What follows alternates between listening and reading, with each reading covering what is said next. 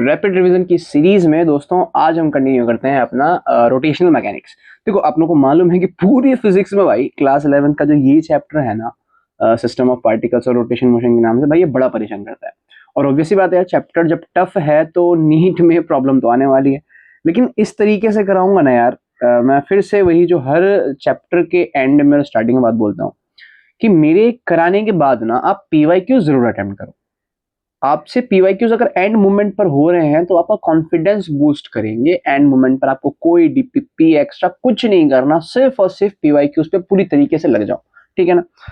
तो ठीक है, स्टार्ट करते हैं यार। मैं भी क्या है ज्यादा बात करूं फिर टाइम वेस्ट होगा अपना, इतना टाइम अपनों के पास है नहीं, ठीक है। तो देखो, centre of mass basic definition वही कि भाई ये वो पॉइंट है जहां मोस्ट ऑफ मास कंसंट्रेट होता है, लेकिन ये डेफिनेशन प्रॉपर नहीं है, हम जानते हैं एचसी वर्मा से मिलती है हमें जो प्रॉपर डेफिनेशन इसकी, लेकिन फिलहाल कोई बात नहीं, हमें डेफिनेशन से मतलब भी नहीं, डेफिनेशन में लेके चलते हैं कि वो पॉइंट बॉडी का जहां मोस्ट ऑफ मास कंसंट्रेट होता है, और स्पेशली ये सिर्फ रिजिड बॉडीज के लिए है वैसे, ठीक है। अच्छा देखो, अब कोई बॉडी है, मान लेते हैं यहाँ पर वो दो पार्टिकल से मिलकर बनी है, मास m1 m2, ठीक है ना, मास m1 m2, जिसमें से मास m1 जो है कुछ पोजीशन r1 पे है और मास m2 कुछ पोजीशन r2 पर है। इन दोनों का सेंटर ऑफ मास अज्यूम कर लें कि यहाँ लाई कर रहा होगा, ठीक है, ओरिजिन से r वेक्टर पर। तो अब इसके सेंटर ऑफ मास की पोजीशन निकालने का सिंपल सा फॉर्मूला है m1 r1 vector plus m2 r2 vector plus plus plus upon में टोटल मास का सम कर दो, ठीक है। और ये क्या आ जाएगा, पोजीशन वेक्टर, ध्यान रहे position of mass, centre of mass का वेक्टर आने वाला है पोजीशन का, ठीक है। वेलोसिटी के लिए फॉर्मूला क्या है, similar m1 v1 plus m2 v2 vector में अपॉन टोटल मास, और एक्सेलरेशन के लिए m1 a1 plus m2 a2 upon में टोटल मास, ठीक है जी। अब यहाँ तक तो अपनों को आता है, लेकिन दो ऐसे फॉर्मूलेज हैं जिन पे हम फोकस नहीं करते जनरली। वो क्या, देखो अगर मैं इस पूरे डिनोमिनेटर को उठा के एक्सेलरेशन के साथ मल्टीप्लाई में ले जाऊं तो total mass into acceleration of centre of mass, वो आपका क्या बन जाएगा, force on centre of mass. तो force on centre of mass का फॉर्मूला आपके पास क्या आ जाएगा, m1 a1 है ना, प्लस का m2 a2 and so on चलता रहेगा। ध्यान रहे डिनोमिनेटर में कुछ नहीं होगा, अगर डिनोमिनेटर का m1 m2 उठ के ऊपर चला गया। सिमिलरली ये सारे डिनोमिनेटर के m1 प्लस m2 प्लस इस सब को उठा के अगर हम यहाँ ले जाएं मल्टीप्लाई में, तो total mass into centre of मास की वेलोसिटी, ये आपको क्या देगा, सेंटर ऑफ मास का मोमेंटम। तो momentum of centre of mass का फॉर्मूला आपके पास क्या हो गया, m1 v1 plus m2 v2 and plus plus plus so on. Denominator में कुछ रहने वाला यहाँ पर नहीं है। तो ये तो थे अपनों के बेसिक से फॉर्मूले। आओ सीधा अब जाते हैं कि इनके इम्प्लीमेंटेशन कैसे होने वाला है लास्ट मोमेंट पर, वही हमारे लिए इंपॉर्टेंट है। अच्छा ठीक है, पहले कुछ प्रॉपर्टीज देख लेते हैं। प्रॉपर्टीज ऑफ सेंटर ऑफ मास, पहली बात ये लाई करता है डेंस ऑब्जेक्ट्स के सेंटर पर। ध्यान रखना, अगर आपके पास कोई सर्कल है तो एग्जैक्ट सेंटर पर होगा, आपके पास कोई ट्रायंगल है एग्जैक्ट सेंटर पर होगा, आपके पास कोई रेक्टेंगल है एग्जैक्ट सेंटर पर होगा। लेकिन अगर ऐसा कोई अजीबोगरीब बॉडी है तो इसका सेंटर पता नहीं कहाँ है ना, एग्जैक्ट सेंटर पर तो नहीं हो सकता यहाँ पर। या फिर यूं कहे कि मास जो है अलग अलग डिस्ट्रीब्यूटेड है। तो ये यूनिफॉर्म बॉडीज के लिए है, ऐसी बॉडीज में जिसमें हर हिस्से में मास बराबर डिस्ट्रीब्यूट हो, उसके ज्योमेट्रिकल सेंटर पर होता है। लेकिन अगर ऑब्जेक्ट आपके पास ऐसा है जिसमें मास डिस्ट्रीब्यूट नहीं है, अलग अलग जगह पर है, अलग अलग जगह पर अलग अलग मास डिस्ट्रीब्यूट है, तो वहां पे ज्योमेट्रिकल सेंटर पर सेंटर ऑफ मास नहीं होगा, ठीक है जी। अगले आपके पास इफ बॉडी हैज एओएस, मतलब एक्सिस ऑफ सिमेट्री अगर बॉडी के पास है तो सेंटर ऑफ मास उस एक्सिस पर लाई करेगा। मतलब अगर हम मान लें कोई इस तरह का रेक्टेंगल है तो ये इसका एक्सिस ऑफ सिमेट्री हो गया, मतलब इस एक्सिस के अबाउट ये ओवरलैप हो सकते हैं, ठीक है ना। तो इस एक्सिस पर ही कहीं इसका सेंटर ऑफ मास होगा, ठीक है जी। कह रहा है कि if more than one axis of symmetry होंगे then centre of mass will lie on their intersection. जैसे इसी का एग्जांपल दोबारा लेता हूं, अगर हम इस एक्सिस ऑफ सिमेट्री की बात करें तो मालूम है सेंटर ऑफ मास इसी एक्सिस पर कहीं होगा, लेकिन एक और एक्सिस ऑफ सिमेट्री यहां पर है, कौन सी जी, ये वाली, ठीक है। एक और है ये वाली, एक और है ये वाली। तो जहां पे ये एक्सिस ऑफ सिमेट्री लाई करेंगे, इंटरसेक्शन पॉइंट जो उनका होगा different different axis of symmetry का, उस इंटरसेक्शन पॉइंट पर ही सेंटर ऑफ मास आपका लाई करेगा। सबसे इंपॉर्टेंट जो न्यूमेरिकल्स में हम फंस जाते हैं वो ये कि अगर बॉडी पे नेट एक्सटर्नल फोर्स 0 नहीं है तो सेंटर ऑफ मास या तो रेस्ट पर रहेगा, या अगर मूव कर रहा है तो कांस्टेंट वेलोसिटी से ही मूव करता रहेगा, ठीक है ना। कई बार क्वेश्चंस ऐसे फंसाते हैं आपको जी, कह देगा कि कोई नाव है पानी में, है ना, पानी में नाव है। अब पानी में जब नाव है, इसका मास कुछ कैपिटल एम होगा, एक पर्सन है यहाँ पे स्मॉल एम मास का, ठीक है जी। इनका सेंटर ऑफ मास अभी यहाँ पर है। अब ये कह रहा है कि इसने आगे मूव करना शुरू कर दिया, तो बताओ सेंटर ऑफ मास की वेलोसिटी क्या होगी या सेंटर ऑफ मास का एक्सेलरेशन क्या होगा। तो भाई यहाँ पर जब ये आगे जा रहा है ना, तो ये आगे जाएगा तो नाव पीछे आएगा। अच्छा समझ आ रही है? बाहर से कोई फोर्स नहीं है, इनका इंटरनल फोर्स है आपस में, बाहर से कोई फोर्स नहीं है। और पहले भी और आपका जो बोट है वो रेस्ट पर था, तो बाद में भी रेस्ट पे रहने वाला है, मतलब सेंटर ऑफ मास की जो वेलोसिटी है वो जीरो रहने वाली है। बात समझ आ रही है ना? क्लियर हुआ? सिमिलरली हम कह रहे हैं दो प्लैनेट्स हैं, मान लो यहाँ पे अर्थ है और यहाँ पे मून है, छोटा सा ना मून है यहाँ पर। तो होगा क्या कि मून और अर्थ, बात समझ आ रही है? मून और अर्थ यहाँ पर, इनका सेंटर ऑफ मास कहीं यहाँ लाई कर रहा होगा।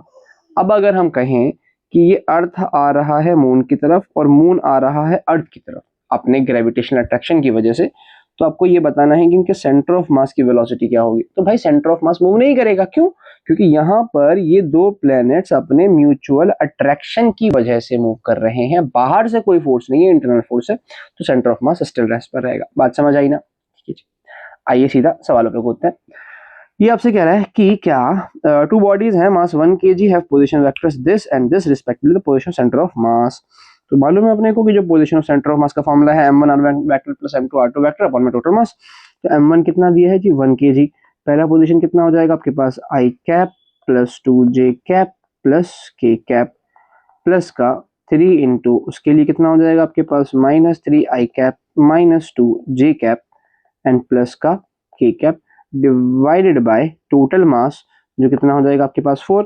इसको अगर अपन सॉल्व करेंगे तो देखो जरा यहाँ से आपके पास आने वाला है आई कैप और यहाँ पे माइनस का 9 आई कैप, तो ये आपके पास माइनस का 8 आई कैप हो गया, प्लस का यहाँ आएगा आपके पास 2j कैप और यहाँ आएगा माइनस का 6j कैप, तो ये आपके पास हो जाएगा माइनस का 4j कैप माइनस का होगा। ठीक है जी, यहाँ आपके पास आने वाला है k कैप और यहाँ आने वाला है 3k कैप, तो आपके पास ये हो जाएगा प्लस का 4k कैप डिवाइड बाय 2। तो जो यहाँ से आपके पास सेंटर ऑफ मास का पोजीशन वेक्टर आया दैट इज माइनस का 4 i कैप माइनस का 2j कैप एंड प्लस का 2k कैप। ठीक है जी, तो माइनस ओ सॉरी यार, नीचे थोड़ा बड़ा है, ये नीचे 4 है, 4 ये 4 है भाई, अगर ये 4 है तो ये 2 हो जाएगा। ठीक है, ये 2 हो जाएगा तो ये 1 हो जाएगा, तो ये भी 1 हो जाएगा, तो -2i cap minus j cap and plus का k cap. Okay, this will be your answer. Clear हुआ ना? आगे बढ़ते हैं। अगला कह रहा है कि क्या the masses are placed at on x axis 300 gram at origin, 500 gram at 40 और 400 gram at 70। Distance of centre of mass कोई दिक्कत नहीं, निकाल लेते हैं। तो position of centre of mass निकालेंगे अगर, तो पहला तो ओरिजिन पर है, उसका कोऑर्डिनेट 0 हो जाएगा, पोजीशन 0 होगा ना, तो 300 ग्राम है 0 पर। ठीक है जी, प्लस जो 500 ग्राम है वो कितना है 40 आई कैप, और जो आपके पास 400 ग्राम है वो कितना पर है आपके पास 70 I cap, divide by total mass अगर आप करोगे तो कितना हो गया आपके पास मास है 300 300 400 है ना, हाँ ठीक है, 300 प्लस 500 प्लस 400, तो आपके पास ये 5 4 9 3 1200 ग्राम हो गया ना, 1200 ग्राम। तो इस 2 जीरो से ये 2 जीरो सारे काट दो, ठीक है, और ये तो 0 हो रहा है, जब ये 0 हो रहा है तो फिर आपके पास क्या बचेगा 5 चौक 20 आई कैप प्लस 7 चौक 28 7 चौक 28 आई कैप और डिवाइड बाय 12, है ना, तो 28 और ये कितना 48 हो गया आपके पास, 48 बाय 12। अब बात क्लियर हुई, लेकिन यहाँ पे हमसे कहीं पे मिस्टेक हो गई, क्या हो गया? क्या मिस कर दिया?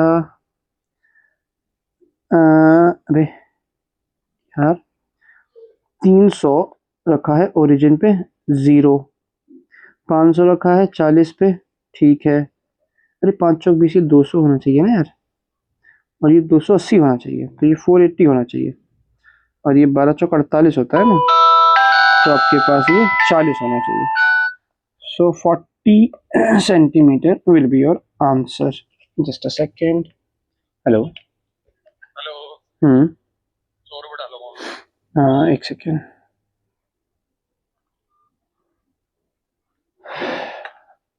एक मिनट भाई।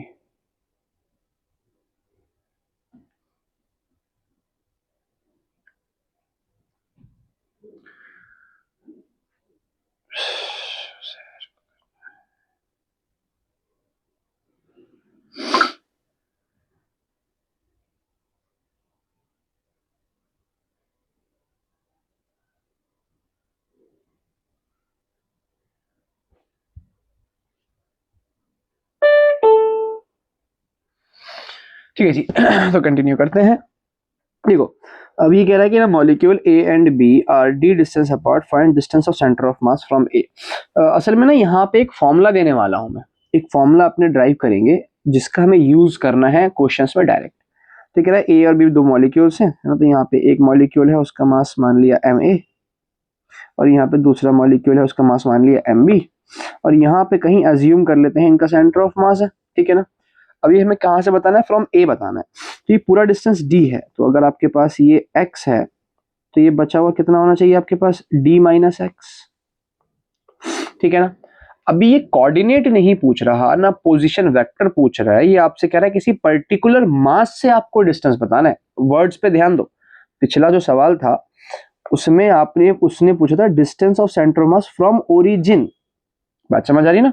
और खैर जो हम अभी करने जा रहे हैं वो यहाँ पे भी आपको मैं दिखाऊंगा। मैं बोल खैर एक ओरिजिन से ही हमें बताना है, बात समझ रही ना। यहाँ पर मैं रिपीट कर रहा हूँ, सुन लो मेरे वर्ड्स पे ध्यान दो। यहाँ पर आपको बताना था distance of centre of mass from origin, origin से बताना था, और यहाँ पर आपसे पूछ रहा है फ्रॉम ए, किसी पर्टिकुलर मास से, ठीक है ना। बात समझ आ रही है, ठीक है जी। तो ऐसे केसेस में हम क्या करते हैं, सेंटर ऑफ मास को अज्यूम कर लेंगे कि वो खुद ओरिजिन के ऊपर है। मैं फिर क्लियर कर दूं, पिछले में ओरिजिन से ही पूछा था इसलिए हमने ये वाला कॉन्सेप्ट नहीं लगाया था, लेकिन यहाँ पर पूछ रहा है सेंटर ऑफ मास कितने डिस्टेंस पे होगा किसी पर्टिकुलर मास से। तो ऐसे केस में हमने क्या करा, उसको अज्यूम कर लिया कि सेंटर ऑफ मास खुद ओरिजिन के ऊपर है। अच्छा, अगर खुद ओरिजिन के ऊपर है तो जो लेफ्ट साइड वाली एक्सिस है वो नेगेटिव एक्स होनी चाहिए, और जो राइट साइड वाली एक्सिस है वो पॉजिटिव एक्स होनी चाहिए, ठीक है ना। अब फॉर्मूला लगाते हैं सीधा। अगर मैं लगाऊं position of centre of mass का फॉर्मूला, तो वो आपके पास क्या हो जाएगा, एम ए इंटू एक्स, लेकिन एक्स नेगेटिव का ना क्योंकि लेफ्ट साइड में है, प्लस का M B into D minus X, और डिनोमिनेटर में M A plus M B. अब मान के चल रहे हैं कि सेंटर ऑफ मास आपका ओरिजिन पे है, जी जीरो हो गया, डिनोमिनेटर वाला मल्टीप्लाई तो भी जीरो हो जाएगा। तो आपके पास फॉर्मूला क्या आ जाएगा यहाँ से, M A into X will be equal to M B into D minus X. बात समझ आ रही है, क्लियर हो गया ना। तो इसको अगर सॉल्व करोगे तो M A into X will be equal to M B into D minus का एम बी इंटू एक्स, यहाँ के प्लस हो जाएगा। तो आपके पास x will be equal to M B into D upon में M A plus M B. ये आपके पास उस पोजीशन का फॉर्मूला आ गया अगर किसी पर्टिकुलर मास से सेंटर ऑफ मास का डिस्टेंस पूछता है तो डायरेक्ट हमें इसको अप्लाई करना है। बात समझ आ रही है ना। अगर किसी पर्टिकुलर मास से सेंटर ऑफ मास का डिस्टेंस पूछेगा तो आपके पास ये फॉर्मूला है उसके लिए, ठीक है जी। अब ध्यान क्या रखना है कि जिससे पूछा है उसके अपोजिट वाला टोटल डिस्टेंस के साथ मल्टीप्लाई में आने वाला है। जैसे यहाँ पर उसने पूछा था फ्रॉम ए, है ना, फ्रॉम ए पूछा उसने, फ्रॉम ए, तो यहाँ पे देखो डी के साथ मल्टीप्लाई में क्या है, दूसरा वाला मास। अगर फ्रॉम बी पूछता तो डी के साथ मल्टीप्लाई में क्या आता, पहला वाला मास एम ए, तो formula M A into D upon M A plus M B बन जाता। क्लियर हुआ ना, ठीक है जी। आगे आते हैं। ये सवाल है आपके पास, ठीक है ना, जो मैंने अभी टॉपिक कराया, जो फॉर्मूला निकाला उसी पे बेस्ड डायरेक्ट है। आपसे ये कह रहा है कि दो ऑब्जेक्ट है 10 kg 20 kg respectively connected by two ends of rigid इतना लेंथ है negligible, the distance of centre of mass from 10 kg, वही सवाल है। तो आप क्या करेंगे कि ये मास लेंगे दूसरा वाला मास क्या है 20 kg, इनटू में जो एक्चुअल डिस्टेंस है कितना 10 मीटर, अपॉन में दोनों का सम 10 प्लस 20 30 हो जाएगा। तो इससे ये जाएगा तो आपके पास आंसर कितना आ जाएगा जी 20/3। ये फॉर्मूला है तो काम आसान है, वरना हम करते रह जाएंगे, इतना टाइम कहाँ से लाएंगे। आगे बढ़ते हैं, ठीक है जी, आगे बढ़ते हैं। इधर देखो, अगला अपना कॉन्सेप्ट है टॉर्क। देखो टॉर्क बेसिकली क्या है, ये टर्निंग इफेक्ट है लीनियर फोर्स का। कैसे, अगर कोई ऑब्जेक्ट आपके सामने रखूं, इस पे एक फोर्स लगाऊंगा तो ये लीनियर मोशन कर रही है ना, लेकिन अगर मैं इसको फिक्स कर दूं किसी पर्टिकुलर पॉइंट से और मैं फोर्स लगाऊं तो अब ये क्या करेगा, अब ये रोटेट होना शुरू कर देगा, ठीक है ना। तो ये टॉर्क बेसिकली क्या है, लीनियर फोर्स की वजह से जो टर्निंग इफेक्ट प्रोड्यूस हुआ उसी को अपने टॉर्क कहते हैं, ठीक है। तो देखो यहाँ पर, और जरूरी नहीं है बॉडी फिक्स हो तभी टॉर्क लगेगा। जैसे ये ऑब्जेक्ट है, देखो इसका कुछ तो सेंटर ऑफ मास होगा ना, मैंने इसको इसके सेंटर ऑफ मास के ऊपर पॉइंट अपने फिंगर रखी है तो ये बैलेंस है, ठीक है ना। अब अगर मैं इस सेंटर ऑफ मास के ऊपर फोर्स लगाऊंगा तो आपको दिख रहा है ये लीनियर मोशन कर रहा है, लीनियर मोशन कर रहा है ना। अच्छा, क्या हो अगर इसी ऑब्जेक्ट पे मैं फोर्स लगाऊं but other than centre of mass, तो ये रोटेट करना शुरू कर देगा। क्लियर हुआ। तो फिक्स होना जरूरी नहीं है, अगर आप किसी बॉडी पर जो कहीं पर रखी हुई भी है फोर्स लगाओगे ऐसे पॉइंट पर जो सेंटर ऑफ मास से कुछ डिस्टेंस पे है, या other than centre of mass कोई पॉइंट है उस पर आपने फोर्स लगाया तो बॉडी रोटेट करना शुरू कर देगी। तो उसका जो टर्निंग इफेक्ट है उसी को अपने टॉर्क कहते हैं। सीधा साधा सा फॉर्मूला है, R cross F, cross product करना है, या R F sine theta. Unit की बात करेंगे तो न्यूटन मीटर, या फिर कभी कभी मन करे तो जूल कह लो। बात समझ आ रही ना? ठीक है जी। और जूल लिखवाने का पर्पज ये है ताकि आप डायमेंशन याद रखो। इसका डायमेंशन भी ml2t-2 होता है, एनर्जी वाला डायमेंशन, कुछ और नहीं होता है इसका। तो का कॉन्सेप्ट क्लियर हुआ होगा ना? आगे बढ़ते हैं, कुछ सवाल उठाते हैं सीधा। ये आपसे कह रहा है कि find torque about origin when a force of 3j cap acts on a particle whose position. तो वेक्टर फॉर्म यहाँ पे लगाएंगे अपने, R vector cross F vector अपनों को लगाना है। आर जी दिया है 2k कैप और क्रॉस फोर्स दिया है आपको 3j कैप। तो 3 दूनी 6 हो गया, बट k क्रॉस जे ऐसा सर्कल याद करा है ना कि यहाँ I होता है, यहाँ j होता है, यहाँ k होता है, ऐसे चलना होता है अपनों को। क्लॉकवाइज चलोगे तो पॉजिटिव, एंटी क्लॉकवाइज चलोगे तो नेगेटिव। तो j की I से क्रॉस कर रहे हैं, एंटी क्लॉकवाइज हो गया तो माइनस I आना चाहिए। तो माइनस का I cap, this will be your answer. आगे बढ़ते हैं। अगला क्या था? Moment of torque, moment of force. हाँ सॉरी, जो टॉर्क है ना इसका एक और नाम है, देख लो। टॉर्क का एक और नाम है, इसको अपने मोमेंट ऑफ फोर्स भी कहते हैं। मोमेंट ऑफ फोर्स, ये अनदर नेम ऑफ टॉर्क है, इसको भी ध्यान रखेंगे। ठीक है, तो मोमेंट ऑफ फोर्स यानी कि टॉर्क इतना दिया है at this about point this. भाई इसका खास ख्याल रखना। देखो कैसे, हमें पोजीशन वेक्टर नहीं दिया, उसने 2 पॉइंट्स के कोऑर्डिनेट्स दिए हैं, तो हमें पोजीशन वेक्टर फॉर्म करना है पहले तो यहाँ पर।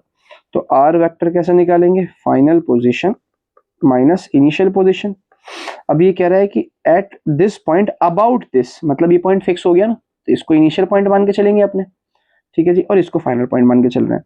तो फाइनल पोजीशन हमारे पास कितना हो जाएगा? 2i cap plus 0j cap और माइनस 3k कैप। ठीक है, ये फाइनल हो गया। इनिशियल वाला आपके पास कितना है? 2i cap minus 2j cap minus का 2k कैप। तो 2i से 2i जाएगा, 2i खत्म, k तो यहाँ है ही नहीं, तो माइनस का 3k कैप बच जाएगा, और माइनस माइनस प्लस का 2, एक सेकंड, की कैप तो है ना, एक मिनट, j कैप नहीं है, मैं फिर से करूँ। यहाँ आप 2i कैप खोलोगे, यहाँ पर 2i कैप और यहाँ माइनस का 2 कट जाएगा, ये माइनस का 3k कैप, पहले j कैप कर ले। तो j कैप कितना? माइनस और माइनस, ये प्लस का 2 हो जाएगा, तो आपके पास प्लस का 2j कैप। ठीक है जी, k कैप माइनस का 3 है, ये माइनस माइनस प्लस का 2 हो जाएगा, तो माइनस का 1k कैप बचेगा, तो माइनस का k कैप। ये आ गया आपके पास r वेक्टर। तो torque vector will be equal to r vector cross f vector अपने को करना है। तो क्रॉस प्रोडक्ट पूरा डिटरमिनेंट मेथड जो होता है, जो आप 2 मॉडुलस बनाते हो बड़े बड़े से है ना, डंडे बना के उसके बीच में लिखते हो, वैसा करना पड़ेगा अपनों को। तो ये आ गया, अब वैल्यूज पुट करते हैं। ठीक है, तो r क्रॉस f करना है, तो तरीका पता है अपनों को, यहाँ i कैप लेंगे, j कैप लेंगे, k कैप लेंगे, वही बच्चों वाला, फिलहाल वैसे ही करते हैं, सबको पता है। तो r आपके पास कितना है? i में 0 है, j में 2 है, यहाँ -1 है, फोर्स में कितना है? 4 है, 5 है और -6 है। ध्यान रहे r क्रॉस f करना है, f क्रॉस r नहीं, वरना माइनस साइन का फर्क आ जाता है। तो r की वैल्यूज पहले पुट होंगी यहाँ पर। तो देखो, जब इसको सॉल्व करने जाएंगे तो i कैप लेंगे, जब i कैप लेंगे तो अपनों को मालूम है ये छूटेगा, ये छूटेगा, तो 3 6 दूनी 12 माइनस 12 और माइनस माइनस प्लस का 5। ठीक है ना, तो ये कितना हो गया? माइनस का 12 और प्लस का 5। ठीक है जी, अगला आएगा आपके पास माइनस का j कैप। j कैप में जाओगे तो ये छूटेगा, ये छूटेगा, तो ये कितना हो गया आपके पास? 0 माइनस है प्लस का 4 हो गया, है ना, प्लस का 4। ठीक है, अब माइनस, अब मुझे दिख रहा है कि यार -4 बनने वाला, मतलब या तो ये आंसर होगा या फिर ये आंसर होगा, दोनों में से कोई होगा। खैर कोई नहीं, देख लेते हैं। और प्लस का k कैप की बात करेंगे अगर, तो k कैप की बात करेंगे तो किसको छोड़ेंगे अपने? इसको छोड़ेंगे, इसको छोड़ेंगे, आई थिंक कुछ मिस्टेक, सॉरी, इस, एक सेकेंड, इसको और इसको छोड़ेंगे, इसको। तो 5 की 0 से करेंगे 0 और 4 दूनी 8, माइनस का 8, तो ये कितना हो जाएगा? माइनस का 8 k कैप। तो देखो भाई, लास्ट में माइनस का 8 k कैप इसी में आ रहा है, this will be your answer, है ना। अरे मेरे बाल क्या हो गए, बड़े हो रहे हैं। देखो इधर, ये कह रहा है कि फोर्स ऑफ दिस इतना लग रहा है, एंगुलर मोमेंटम कंजर्व। कोई नहीं, हमें मोमेंटम कंजर्व तो पढ़ा है ना, क्या कि भाई अगर आपके पास जो dp/dt होता है विल बी इक्वल टू किसके होता है? F net. हम कहते थे कि नेट फोर्स अगर 0 है तो मोमेंटम आपका क्या होगा? कंजर्व होगा। ठीक है जी। Similarly angular momentum dl/dt will be equal to net torque होता है, नेट टॉर्क। और यहाँ पर अगर आपके पास नेट टॉर्क 0 है तो एंगुलर मोमेंटम कंजर्व होगा। ठीक है ना। अब ये यही बोल रहा है, ये बोल रहा है एंगुलर मोमेंटम कंजर्व है, तो बताओ अल्फा की वैल्यू क्या होगी। इसका मतलब क्या, इसका मतलब टॉर्क अपना 0 होगा। यानी हमें करना क्या है, यहाँ पे हम टॉर्क निकालेंगे, R vector cross F vector से उसको रख देंगे इक्वल टू 0। ये कहना चाह रहा है, ये निकालते हैं भाई। तो फिर से वही तरीका लगाएंगे ना, ये आई कैप जे कैप के कैप वाला। आर कितना दिया आपको, 2 दिया है, -6 दिया है, -12 दिया है। ये आपको अल्फा दिया है, ये 3 दिया है, 6 दिया है। इसको सॉल्व करेंगे तो पहले आई कैप आएगा, इसको देखो मैं थोड़ा सा लॉजिकल कर रहा हूँ क्योंकि अपने पे टाइम कम रहता है ना एग्जाम में, हमें अल्फा निकालना है, तो हम कैलकुलेशन खाली वही कर रहे हैं जहाँ अल्फा है। आई कैप को करके बेनिफिट क्या है, आई कैप को कोई बेनिफिट नहीं है, ये और ये छोड़ना पड़ जाएगा, अल्फा तो आएगा ही नहीं। तो आई कैप को हम सॉल्व ही नहीं कर रहे, सीधा आगे जा रहे हैं, है ना। सीबीएसई थोड़ी है जो स्टेप के मार्क्स मिलेंगे। माइनस लगा के जे कैप में जाओगे, जब जे कैप में जाओगे तो इसको और इसको छोड़ोगे। हाँ देखो यहाँ अल्फा मिल जाएगा आपको, यहाँ अल्फा मिल जाएगा, तो यहीं से हमारा काम हो जाएगा, है ना। अल्फा कितना मिलेगा आपका, 6 दूनी 12 और माइनस माइनस प्लस का 12, तो ये 6 दूनी 12 और माइनस माइनस प्लस का 6 दूनी 12 अल्फा हो गया ना। थोड़ा सा 12 अल्फा और प्लस का 12, ठीक है ना। प्लस का 12 क्यों क्लियर हुआ ना, क्योंकि ये 6 दूनी 12 और माइनस माइनस ही माइनस का प्लस का, ठीक है जी। अब मैं कह रहा हूँ के को सॉल्व करने की जरूरत ही नहीं, क्यों, क्योंकि ये इक्वल टू 0 है, तो जो जे कैप वाला कोफिशिएंट है वो भी इक्वल टू 0 होना चाहिए। इसका मतलब ये जो माइनस का है पूरा, माइनस का 12 alpha plus 12 that will be equal to 0, यानी alpha will be equal to -12/12। Alpha की वैल्यू -1 आ गई ना। बात समझ आई। ठीक है जी। तो हमें थोड़ा जल्दी करना है उसको, इतना टाइम हम पे एंट्रेंस में रहता नहीं है ना। हम काउंट करके चलते हैं 1 क्वेश्चन पर मिनट, लेकिन हमारी कोशिश रहनी चाहिए कि यार एक क्वेश्चन ना कम से कम 40 सेकंड में हो जाए हमारा, ताकि जो टाइम बचे उसको हम उन क्वेश्चंस पे लगाएं। देखो एक सच्चाई समझो, आप जब पेपर दे रहे होगे ना तो हमारा टारगेट 1 मिनट पर क्वेश्चन होता है। उसमें कई क्वेश्चंस ऐसे होते हैं, 10 क्वेश्चन करीब 45 में से, जो टाइम टेकिंग होते हैं। तो इसीलिए हमारा टारगेट ये होना चाहिए ना कि हमारे 45 में से 25 क्वेश्चन तो ऐसे हों भाई जो 40 सेकंड के अंडर अंडर हो जाएं, ताकि जो क्वेश्चन टाइम टेकिंग है उनको हम टाइम दे सकें अच्छे से, है ना। हम कई बार घबराहट हो जाती है कि यार टाइम कम है, टाइम बचा होगा अच्छे खासा। क्लियर है। ठीक है जी। तो इधर देखो अगला टॉपिक है आपके पास angular momentum. Angular momentum basically क्या है, मोमेंट ऑफ लीनियर मोमेंटम भी इसको कहते हैं। फॉर्मूला है R vector cross momentum vector into R P sine theta. एक मजेदार फॉर्मूला आता है अगर हम बात करेंगे सर्कुलर मोशन के लिए, सर्कुलर मोशन के लिए। तो सर्कुलर मोशन के लिए थे देखो, ये सर्कुलर मोशन है, हमें मालूम है इसका रेडियस इस तरफ रहने वाला है, वेलोसिटी टेंजेंशियल, एंगल 90 डिग्री बनता है। तो यहाँ अगर हम एंगुलर मोमेंटम निकालें तो r इंटू मोमेंटम की जगह क्या आ जाएगा, mv इंटू ये आपके पास क्या हो गया sin 91 होता है। तो एंगुलर मोमेंटम का फॉर्मूला आपके पास क्या आ गया, mvr, या v की वैल्यू r ओमेगा पुट कर देंगे अगर, तो m ओमेगा r स्क्वायर। ये फॉर्मूला आपके पास भी काफी यूज होता है जब सर्कुलर मोशन होगा, तो एंगुलर मोमेंटम का फॉर्मूला अपन सीधा ये यूज करने वाले हैं। क्लियर हुआ ना। आगे आते हैं, यूनिट की बात करेंगे तो केजी मीटर स्क्वायर पर second.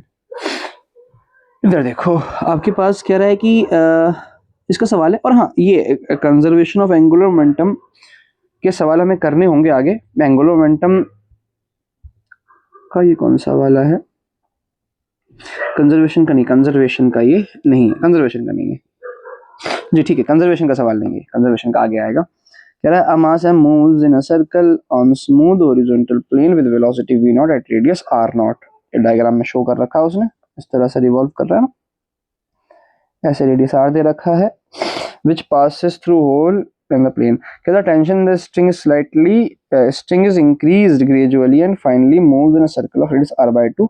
The final value of kinetic energy, अरे कोई दिक्कत नहीं, देखो अगर इनिशियली वो मूव कर रहा है उस सर्कल में और इंक्रीज ग्रेजुअली, भाई नेट फोर्स 0 है, कंजर्वेशन ऑफ एंगुलर मोमेंटम का ही सवाल हो गया। इंक्रीज ग्रेजुअली बोल दिया ना इसने यहाँ पर, इंक्रीज ग्रेजुअली, इसका मतलब जो टेंशन है बहुत स्लो है, बहुत स्लो इंक्रीज हो रहा है। इतना स्लो इंक्रीज हो रहा है कि वहां पे जो लगने वाला नेट टॉर्क है ना उसको अपने 0 कंसीडर करेंगे। अगर नेट टॉर्क 0 माना जाएगा, इसका मतलब एंगुलर मोमेंटम अपना कंजर्व रहेगा। ये कंजर्वेशन ऑफ एंगुलर मोमेंटम का ही सवाल हो गया। इसको स्किप करते हैं अभी ना, इसको बाद में आएंगे, इसको छोड़ देते हैं। ये देखो, अगर आपको कंजर्वेशन ऑफ एंगुलर मोमेंटम पता है, खैर करना कुछ नहीं है यार, हमें मालूम है कि जो आपके पास एम वी आर इनिशियल वाला होगा that will be equal to क्या होना है, एम वी आर फाइनल वाला। ये तो पता ही है ना, सर्कुलर मोशन हो रहा है, एम फॉर्मूला लगेगा, कोई नहीं, कर लेते हैं इसको। तो इनिशियल मास एम है, इनिशियल वेलोसिटी वी नॉट है, इनिशियल रेडियस आर है। मास तो एम ही रहने वाला है, वेलोसिटी कुछ चेंज हो गई होगी वी डैश, और रेडियस कितना हो गया जी, आर बाय 2। उसने आर नॉट का हमने आर लिया, कोई बात नहीं, इससे ये जाएगा, इससे ये जाएगा। हमें पता है जो वेलोसिटी है वो ट्वाइस हो गई इनिशियल वेलोसिटी के। हमसे पूछ रहा है the value of kinetic energy final वाली। तो काइनेटिक एनर्जी का फॉर्मूला आपके पास क्या है, हाफ एम वी स्क्वायर। तो काइनेटिक एनर्जी का फॉर्मूला कितना हो जाएगा, 1/2 एम वी की जगह कितना, 2 वी नॉट का स्क्वायर। तो काइनेटिक एनर्जी आपके पास कितनी हो जाएगी जी, यहाँ से 4 into 1/2 M into V naught का स्क्वायर, ये फाइनल काइनेटिक एनर्जी आ जाएगी। यानी कि कितना, अच्छा ये 2 से काट भी रखा है इसने, तो आपके पास 2 एम वी स्क्वायर हो गया ना। तो final kinetic energy 2 M V naught का square. So this will be your answer. Clear हुआ, सिंपल सवाल था। हमें कंजर्वेशन ऑफ एंगुलर मोमेंटम बहुत ज्यादा करने हैं, और एंगुलर मोमेंटम पे देखो तो कोई खास सवाल है भी नहीं, मोस्टली सवाल जो है कंजर्वेशन ऑफ एंगुलर मोमेंटम पे आते हैं। ये सबसे जबरदस्त टॉपिक है मोमेंट ऑफ इनर्शिया, जहां पे सबसे ज्यादा दिक्कत होती है, और यकीन मानो ये सबसे आसान टॉपिक है, यकीन मानो सबसे आसान टॉपिक है। प्रॉब्लम यहीं पे आती है क्योंकि हम इसको बहुत ज्यादा कैजुअल निकाल देते हैं, या पहले से दिमाग में सोच रखा है कि यार मोमेंट ऑफ इनर्शिया है वो टफ होगा। नहीं है पाजी, देखो मोमेंट ऑफ इनर्शिया बेसिकली आपके पास कोई ऑब्जेक्ट है जो डिफरेंट डिफरेंट मासेस से मिलकर बना है, जिसका परपेंडिकुलर, ये ध्यान रखना सारे जो डिस्टेंसेस है ना ये परपेंडिकुलर होने चाहिए, सारे डिस्टेंस। ये एक्सिस ऑफ रोटेशन से perpendicular distance r1 r2 r3 पर है। तो जो इस बॉडी का मोमेंट ऑफ इनर्शिया आने वाला है that is m1 m1 m2 square, ये सब के मास को उनके डिस्टेंस, परपेंडिकुलर डिस्टेंस के स्क्वायर से मल्टीप्लाई करके सम कर दो, ठीक है ना। ये जनरल तरीके से इसको हम ऐसे भी लिख सकते हैं। तो यूनिट आपके पास क्या हो जाएगी, केजी मीटर स्क्वायर। बाकी I will be equal to M R square, general formula तो यही है किसी सिंगल पार्टिकल के लिए। तो ग्राफ अगर बनाना हो आई वर्सेस आर में, तो बनाओ ना, कैसे बनेगा, ठीक है। आगे बढ़ते हैं। आपको मोमेंट ऑफ इनर्शिया ना कुछ ऑब्जेक्ट्स के याद रखने हैं सीधा। जैसे पार्टिकल की बात करेंगे तो एम आर स्क्वायर। अब पार्टिकल एम मास का आर रेडियस में घूमेगा, अगर कोई लाल कोई बत्ती लो, को ना आप वो ले लो जो इंडिया गेट पे लाइट मिलती है ना, जो दिल्ली में रहते जानते होंगे, इंडिया गेट पे एक लाइट मिलती है बॉल, उसको ऐसे घुमा दो तो लाइट जलती है उसके अंदर। तो जब उसको घुमाना शुरू करोगे तो लाइट की रिंग फॉर्म हो जाती है। तो लाइट नई तो नहीं आई, वही लाइट है जो एक पॉइंट में थी, अब उसने रिंग का शेप ले लिया है। तो रिंग में और पार्टिकल में कुछ डिफरेंस नहीं है, पार्टिकल अगर घूमेगा तो रिंग की शेप ले लेगा। तो भाई मोमेंट ऑफ इनर्शिया रिंग का और पार्टिकल का सेम रहेगा, इवन हॉलो सिलेंडर का भी सेम रहेगा। क्यों? क्योंकि अगर आप एक हॉलो सिलेंडर को ऊपर से देखोगे तो एक रिंग ही तो है वो खाली। तो इन तीनों का सेम रहने वाला है एम आर स्क्वायर। डिस्क का याद रखेंगे एम आर स्क्वायर बाय 2, और सॉलिड सिलेंडर का भी फिर सेम रहेगा एम आर स्क्वायर बाय 2। क्यों? क्योंकि सॉलिड सिलेंडर को अगर आप ऊपर से देखोगे ना यहाँ से, तो आपके लिए डिस्क ही तो है खाली वो। तो इन दोनों का एम आर स्क्वायर बाय 2। तो यहाँ तक तो बड़ा आसान है अपनों के लिए, क्लियर हुआ ना। अच्छा, ये मैं कौन सी एक्सिस के अबाउट निकाल रहा हूँ, ये मैं निकाल रहा हूँ मेन एक्सिस के अबाउट। मेन एक्सिस क्या, वो एक्सिस जो बॉडी के परपेंडिकुलर होती है और सेंटर ऑफ मास से पास होती है। ये सारे हम वहां से याद रख रहे हैं, ठीक है। होलो स्फीयर का 2/3 M R square, solid sphere का 2/5 एम आर स्क्वायर। इसका देखो रेक्टेंगल स्क्वायर, रेक्टेंगुलर प्लेट का पहले M A square plus B square by 12। अब अगर स्क्वायर प्लेट का चाहिए होगा तो भाई ए और ए दोनों साइड बराबर हो गई ना, तो A square plus A square 2a square by 12 यानी एम ए स्क्वायर बाय 6 हो गया। रॉड का याद करेंगे मिड पॉइंट के अबाउट, तो एम एल स्क्वायर बाय 10। यहाँ कोन का नहीं दिया है, sorry M L square by 12 है, यहाँ कोन का इसने नहीं दिया है। अगर मैं कोन का भी बनाऊं तो कोन का ये मास m है, कुछ रेडियस r होगा, तो इसका मोमेंट ऑफ इनर्शिया आपके पास होता है एम आर स्क्वायर बाय 10 के बराबर। क्लियर हुआ ना। तो ये डायरेक्ट याद रखो, और भी जो है ना टेंजेंट के अबाउट, डायमीटर के अबाउट, ये tangent parallel to plane, tangent perpendicular to plane, radius of gyration, सबकी एक शीट तैयार कर रखी है, आगे दिखाऊंगा आपको, है ना। इधर देखो सबकी एक शीट तैयार कर रखी है, और यह बड़ा मजा आएगा यहाँ पर, ध्यान रखना ये चीज, ये कंप्लीट चार्ट आपको याद करना है, ठीक है। और बड़ा सिंपल है, रटना नहीं है, लॉजिकली क्लियर हो जाएगा बहुत आसानी से। तो खैर हम मोमेंट ऑफ इनर्शिया के सवाल पे आते हैं। जैसे कि यहाँ पे आपसे दिया है कि the moment of inertia of thin rod about an axis passing through it mid point, और मिड पॉइंट से अगर पास हो तो मालूम है एम एल स्क्वायर बाय 12 होता है, ठीक है जी। अब आगे आते हैं, वो कितना दिया है उसने, 2400 ग्राम पर सेंटीमीटर स्क्वायर। यानी ये दिया है आपको 2400 ग्राम, और CGS में निकालना है, कोई दिक्कत नहीं है, छोड़ दो, इक्वल टू 2400। तो आपको निकालना है उसका लेंथ क्या होगा। अगर रॉड का मास 400 ग्राम है तो मास पुट कर दिया 400 gram into L square upon 12 will be equal to 2400। इससे ये गया, इससे ये जाएगा, तो 6 चौक 24 6 होता है, तो L square will be equal to 12 6 कितना होता है 72 ना, 72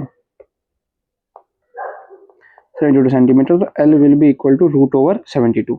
अब इसका आंसर कितना होना चाहिए आपके पास, 8 64 होता है, 9 में 81 होता है, तो उसके बीच में कहीं पे आ रहा है, तो दैट विल बी 8.5।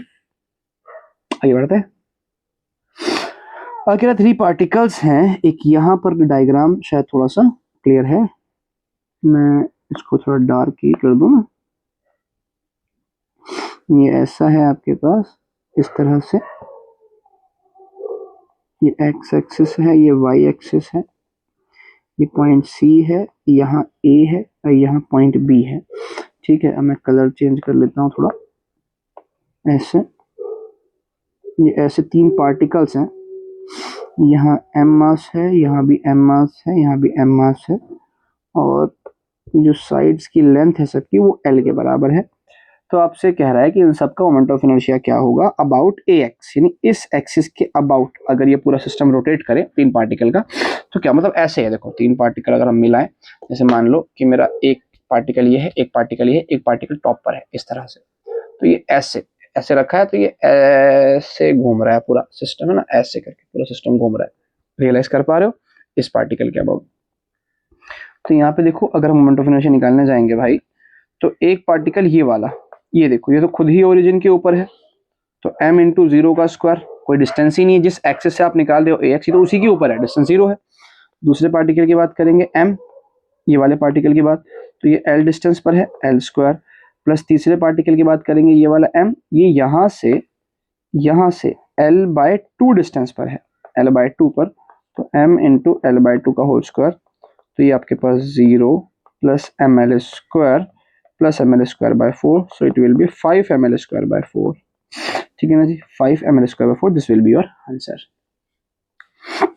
अगले आपके पास कि इन अ रेक्टेंगल, अच्छा ये देखो थ्योरेटिकल सवाल आ गया, थ्योरेटिकल, इसमें कह रहा है कि in a rectangle A B C D, जो बी सी है that will be equal to 2a, B C कहाँ है, अच्छा सॉरी, बी सी जो है that will be equal to 2a, खैर उससे मतलब नहीं है, बी अगर ना भी दिया हो, मैं कह रहा हूँ ये नहीं भी दिया है, ये अगर आपको नहीं भी दिया है, आपको दिख रहा है कि ये वाली साइड छोटी है और ये वाली साइड बड़ी है, ये तो नजर आ ही रहा है हमें। अभी क्या था, moment of inertia is minimum, moment of inertia किसके अबाउट मिनिमम होगा, तो पहले मोमेंट ऑफ इनर्शिया का फॉर्मूला देख ले अपने। मोमेंट ऑफ इनर्शिया का फॉर्मूला आपके पास क्या है, ml square by 12, mid point के अबाउट। यानी अगर हम इसको ऐसे देखें कि भाई moment of inertia proportional to mass है और moment of inertia proportional to L का स्क्वायर है, ठीक है, तो जहां मास कम वहां मोमेंट ऑफ इनर्शिया कम, जहां लेंथ कम वहां मोमेंट ऑफ इनर्शिया कम। अभी क्या है, रेक्टेंगल है ए बी, तो यहाँ पर ना रेक्टेंगल, इसमें मास तो हर जगह सेम ही यूनिफॉर्मली डेंस है, तो मास तो सेम ही रहने वाला है। फर्क ये है कि इसको अगर आप इस एक्सिस के अबाउट रोटेट करो, मैं बाकी सारी चीजें मिटा रहा हूँ,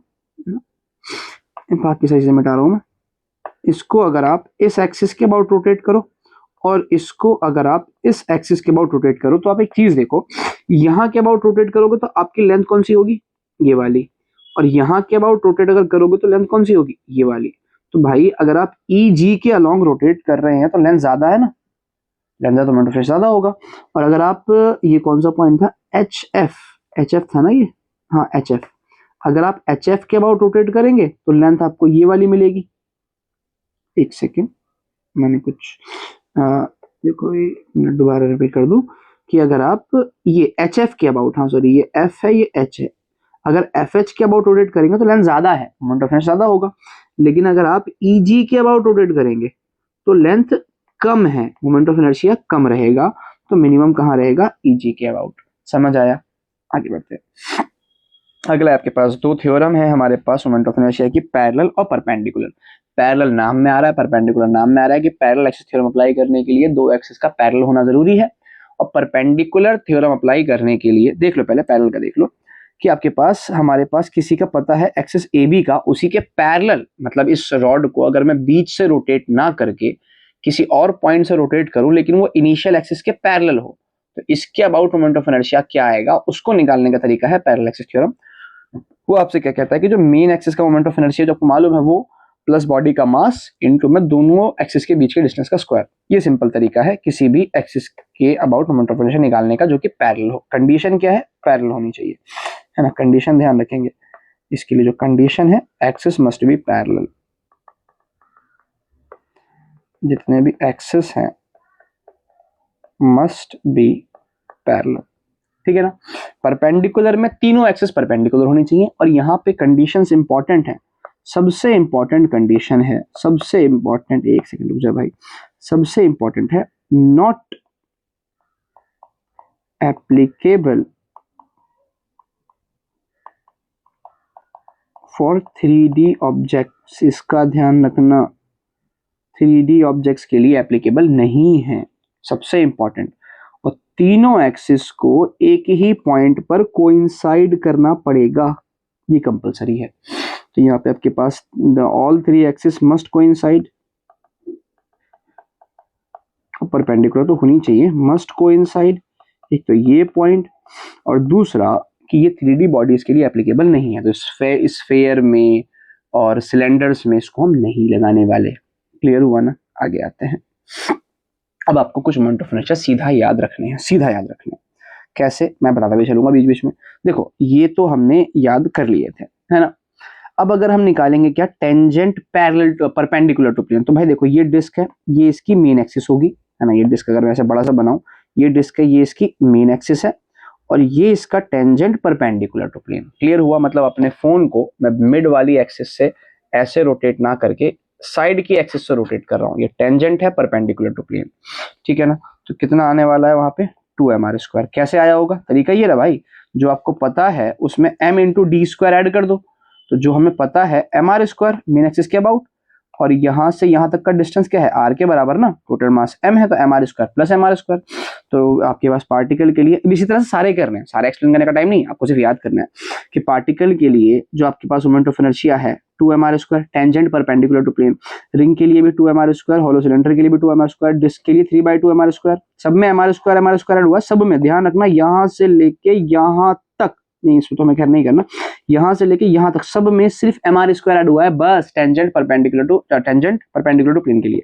तो mr² रिंग का, mr² रिंग का, mr² होलो सिलेंडर का, 3/2mr² डिस्क का, है ना। और सॉलिड सिलेंडर mr²/2 में mr² ऐड करा होगा 3mr²/2, होलो स्फेयर में 2/3mr² में mr² ऐड करा होगा 5/3mr², सॉलिड स्फेयर 2/5mr² में mr² ऐड करा होगा तो 7/5mr², ठीक है। और यहाँ पर ये रेक्टेंगुलर प्लेट को, इसका आपको नहीं निकालना है। और यहाँ पर हमने एक मोमेंट ऑफ इनर्शिया निकाल रखा है, ये ml²/3, ये आपके पास एंड पॉइंट के अबाउट है, एंड पॉइंट के अबाउट। कैसे जी, यहाँ पर अगर ये मिड से रोटेट करेगा तो ml²/12, आपको रोटेट कराना है यहाँ से, तो कैसे निकाला जाएगा, ml²/12 मालूम है। यहाँ से यहाँ की लेंथ कितनी है, l/2, तो ml²/12 plus m into l/2 का होल स्क्वायर, तो ml²/4, तो ml²/12 प्लस ml²/4, तो ml²/4 का मन निकाल लोगे तो 1/3 प्लस 1 बचेगा, तो 4 से 4 कटेगा तो ml²/3 आ जाएगा। क्लियर हुआ ना, ठीक है जी। निकालें अगर हम डायमीटर के अबाउट, अब अगर डायमीटर के अबाउट निकालोगे तो आपको लगाना पड़ेगा परपेंडिकुलर एक्सिस थ्योरम। कैसे, इसी की बात कर रहे हैं। ये अगर ये खैर ये रेक्टेंगल है, सर्कल तो नहीं है, लेकिन आपके पास ये मेन एक्सिस थी जो बीच से पास हो रही थी, और डायमीटर क्या होगा, ऐसे उसके परपेंडिकुलर हो गया ना मेन एक्सिस के, तो परपेंडिकुलर एक्सिस थ्योरम लगेगा, ठीक है जी। तो वो क्या कहता है, उसमें याद रखो कितना है वो, mr²/2।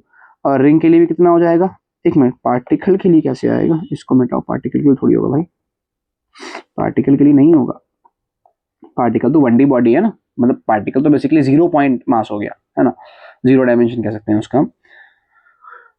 तो यहाँ पे देखो आपके पास अगर रिंग का निकालेंगे तो mr²/2 उसके डायमीटर के अबाउट। होलो सिलेंडर के लिए एप्लीकेबल नहीं है क्योंकि वो 3D बॉडी है। हॉलो और डिस्क का निकालोगे तो mr²/4, बाकी इनमें से किसी भी बॉडी के लिए एप्लीकेबल नहीं क्योंकि वो 3D बॉडीज है। इसका निकालोगे तो ml²/12, इसका निकालेंगे तो ma² प्लस b²/24। बस ध्यान रखो हम क्या कर रहे हैं, जो आपके पास मेन एक्सिस का centre of moment of inertia था ना, उसका हाफ कर दे रहे हैं डायमीटर के अबाउट, ध्यान रहे, और 3D बॉडीज के लिए एप्लीकेबल नहीं है। अब निकालते हैं टेंजेंट पैरेलल टू प्लेन। फिर से आपने क्या करा, आपने इसके डायमीटर का निकाल लिया, आपको निकालना है टेंजेंट पैरेलल टू प्लेन। ऐसे देखो, आपने डायमीटर का निकाला, आपको निकालना है टेंजेंट पैरेलल टू प्लेन। तो भाई पैरेलल एक्सिस थ्योरम यहाँ का मालूम है, रिंग का मान लो mr²/2, तो mr²/2 और यहाँ से यहाँ का डिस्टेंस क्या, रेडियस के बराबर, अगर ये सर्कल हो r प्लस m तो mr²/2 प्लस mr², 3mr²/2। तो यानी आपने जो डायमीटर के अबाउट निकाला ना, उसमें कुछ नहीं mr² ऐड कर दो, तो 3mr²/2, इसका कितना हो जाएगा 5mr², 5mr²/2 स्क्वायर भी आएगा यहाँ पर बाई 4। और बाकी किसी के लिए एप्लीकेबल नहीं है, क्यों नहीं, क्योंकि वो 3D बॉडीज है। क्लियर हुआ ना, ठीक है जी, कोई याद नहीं रखना आपको यहाँ पर। अगला आता है आपका रेडियस ऑफ गायरेशन। तो रेडियस ऑफ गायरेशन, जायरेशन जो बोल लो यार, जो बोल लो फर्क नहीं पड़ता। तो उसके पास फॉर्मूला होता है k will be equal to √i/m। ये फॉर्मूला है ना रेडियस ऑफ जायरेशन का, ठीक है जी। इसको सीधा अप्लाई करना है, सबका निकालना है कि सेंटर ऑफ मास के अबाउट रेडियस ऑफ जायरेशन क्या होगा। तो कुछ नहीं करना, मोमेंट ऑफ इनर्शिया पता है, i/m करते चले जाओ, i/m करते चले जाओ रूट में, तो कितना आएगा, इसका r, इसका r, इसका r, इसका r/√2, r/√2। देखो ना यार, जो मेन है उसमें m तो खत्म ही हो जाएगा, r स्क्वायर रूट के बाहर आएगा। जो आपके पास ये नंबर्स लिखे हुए हैं बस ये रूट के अंदर चले जाएंगे सारे के सारे नंबर। देखो इधर √2/3, √2/5 है ना, √6, 1/√12 और ये 1/√12। क्लियर हो गया, कोई दिक्कत नहीं आता। आगे बढ़ना है, याद रखना डायरेक्ट सवाल आते हैं, याद रखना इतना नहीं वाला। अगला कह रहा है आपसे क्या कि ये आपके पास 3 आइडेंटिकल स्फेरिकल शेल्स। हाँ भाई, एक इंपॉर्टेंट बात आपको ना ये क्लियर नहीं करेगा कि it is asking about hollow sphere या सॉलिड स्फीयर।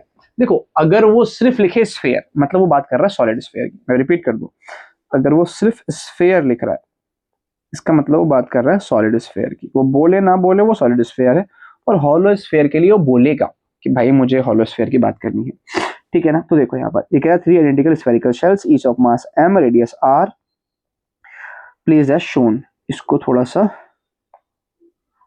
बड़ा कर लेते हैं,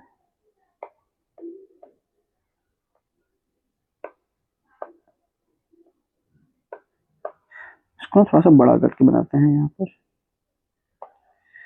ताकि अपनों को क्लियर हो। ऐसे बोला क्या इसने कि मोमेंट ऑफ इनर्शिया आपको बताना है, moment of inertia x x dash के अबाउट इस सिस्टम का जिसका मास m है, रेडियस r है। कोई गलना जी, कर लेते हैं। देखो इधर, अभी इधर आना पे,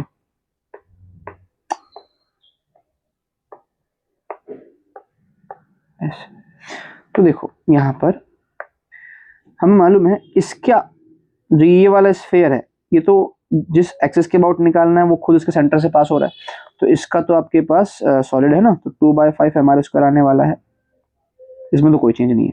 लेकिन इसका तो हमें इसके खुद के सेंटर के अबाउट पता है ना, 2/5 mr²।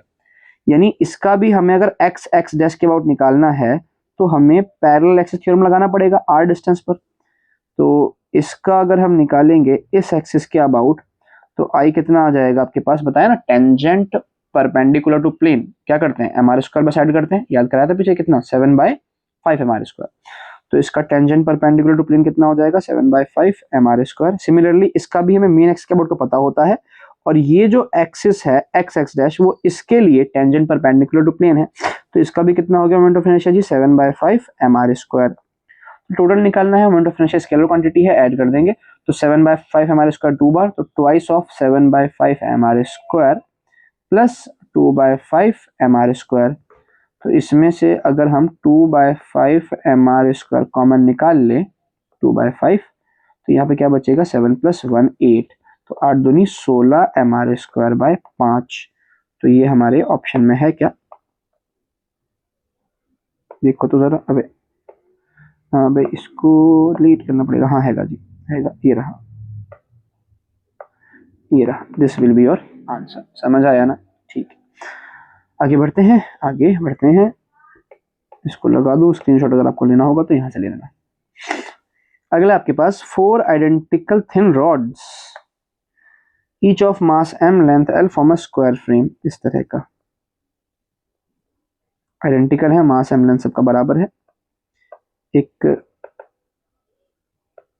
तरह की शेप फॉर्म कर रहे हैं, ठीक है। Moment of inertia of frame about O3, centre के अबाउट निकालना है। मजेदार सवाल है, मजेदार सवाल है। कैसे, हमें इन सब का मिड पॉइंट के अबाउट पता है ना, इसका पता है। मतलब देखो एक्सिस कैसे होगी मैं बना के दिखाऊंगा अगर आपको। एक्सिस ना, ये जो आपको प्लेन दिख रहा है, जिस प्लेन में ये रखा है इसके ऊपर की तरफ है। मतलब जो आपको डायग्राम अभी देख रहे हो ना, तो इस ब्लू डॉट पे अगर एक्सिस पास कराऊंगा तो वो एक्सिस आपकी तरफ आ रही होगी। रियलाइज हो रहा है? मतलब ऐसे जैसे ये मेरा टैब है ना, ये मेरा टैब है, एक रॉड मान लो ये हो गया, एक रॉड ये हो गया, एक रॉड ये हो गया, एक रॉड ये। तो सब में से एक्सिस मिड पॉइंट से ऐसे ऐसे पास हो रही है, यहाँ से इसकी ऐसे पास हो रही है, इसकी ऐसे पास हो रही है, इसकी ऐसे पास हो रही है, इसकी ऐसे पास हो रही है। ठीक है ना? तो सबका कितना है? ml² bye 12। इसको रफली करते हैं, ओरली करते हैं इसको। ml²बाय 12, ml²बाय 12, ml²बाय 12, ml²बाय 12। अब इन सब का कहाँ निकालना है मेरे को? इसके सेंटर से। तो भाई मुझे बताओ ना, ये पूरी लेंथ कितनी है? ये पूरी लेंथ कितनी है? l। तो इसके सेंटर तक का कितना होगा? l/2। तो ml²बाय 12 प्लस m इंटू l/2 का होल स्क्वायर। क्लियर हुआ? प्लस m इंटू l/2 का होल स्क्वायर। तो ml²बाय 4। तो ml²बाय 12 प्लस ml²बाय 4 ये बन जाएगा ml²बाय 3। ml²बाय 3, लेकिन एक साइड का आया है सिर्फ ये, और टोटल 4 साइड है, 4 से मल्टीप्लाई कर दो तो कितना आ जाएगा आपके पास? 4 ml²बाय 3। रफली सवाल हो गया भाई, ये रफली हो गया। ml²बाय 3, this will be your answer. आगे बढ़ते हैं। कह रहा moment of inertia of uniform disc of radius r about an axis touching disc at its diameter and normal touching the disc at its diameter. अच्छा ऐसे ये डायमीटर टच करके निकल रहा है, and normal to the disc perpendicular to plane वाला हो गया। इन्हें डिस्क का निकालना है परपेंडिकुलर टू प्लेन। तो कितना होता है आपके पास? mr² बाय 2 मालूम है, प्लस तो 3/2 mr²। Tangent perpendicular to plane, घुमा फिरा के बोल रहा है उसको ये। आगे बढ़ते हैं। अगला कह रहा है moment of inertia of uniform circular disc about diameter is i। और moment of inertia moment of inertia of uniform circular disc about diameter जो है i है, और moment of inertia about axis perpendicular to plane passing through points on the rim. फिर से घुमा के tangent perpendicular to plane बोल रहा है। अगर मैं ऐसे कोई रिंग बनाऊं, है ना, इसने रिंग बोला है ना, और डिस्क बोला है।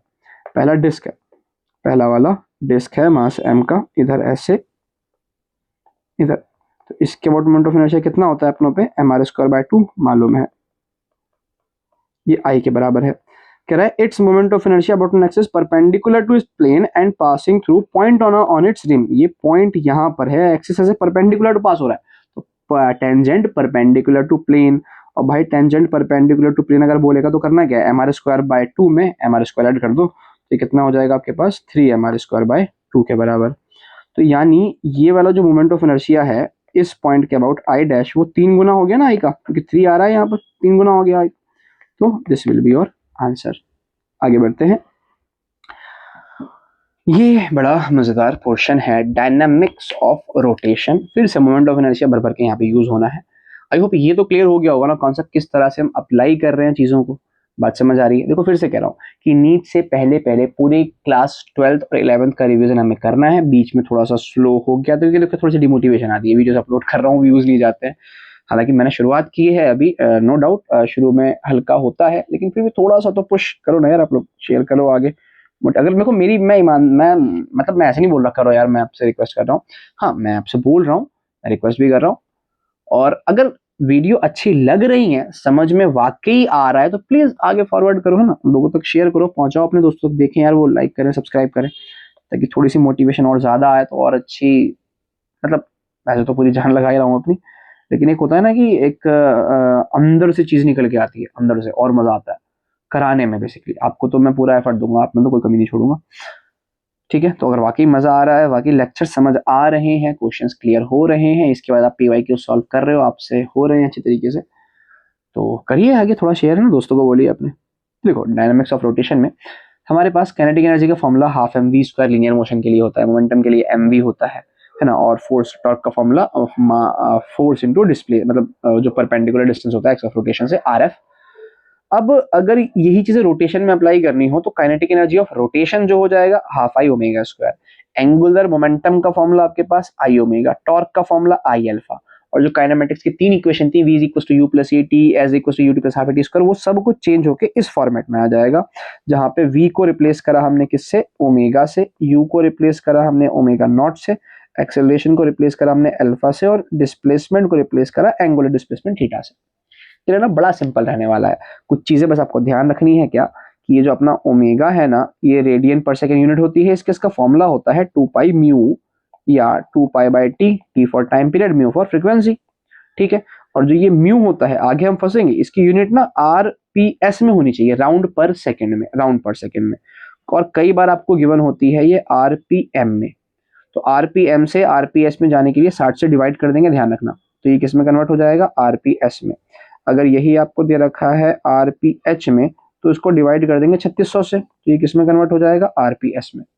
तो म्यू आपको दे रखा होगा कुछ क्वेश्चंस में, आरपीएम वगैरह में, आरपीएच में तो खैर अभी तक नहीं आया है, आरपीएम में गिवन होगा, उसको आरपीएस में करके अपने को सॉल्व करना होगा, ठीक है ना। और ओमेगा का formula 2 pi mu 2 pi by T angular velocity. तो इसको अब आगे लेकर एक और चीज, हालांकि रोटेशन सर्कुलर मोशन हम देख चुके हैं लॉज ऑफ मोशन में, कि अगर एक चक्कर लगाता है वो, है ना, अगर वो एक चक्कर लगाता है तो थीटा की वैल्यू किसके बराबर होती है, 2 पाई के बराबर। अगर 2 चक्कर लगाएगा तो थीटा की वैल्यू किसके बराबर हो जाएगी, 4 पाई के बराबर। 3 चक्कर लगाएगा तो थीटा की वैल्यू किसके बराबर हो जाएगी, 6 पाई के बराबर।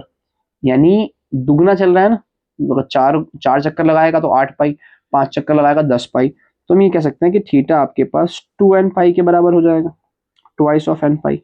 कितने चक्कर लगाए, n क्या है, नंबर ऑफ रिवॉल्यूशन या रोटेशन, जो भी कह लो, समझ आया। तो इसका भी एक छोटा सा फॉर्मूला आपको ध्यान रखना पड़ेगा, मजबूरी है। आगे आते हैं। कह रहा two bodies have their moments of inertia I and 2I respectively about their axis of rotation if their kinetic energies of rotation are equal their angular velocity। मालूम है काइनेटिक एनर्जी का formula half I omega square है।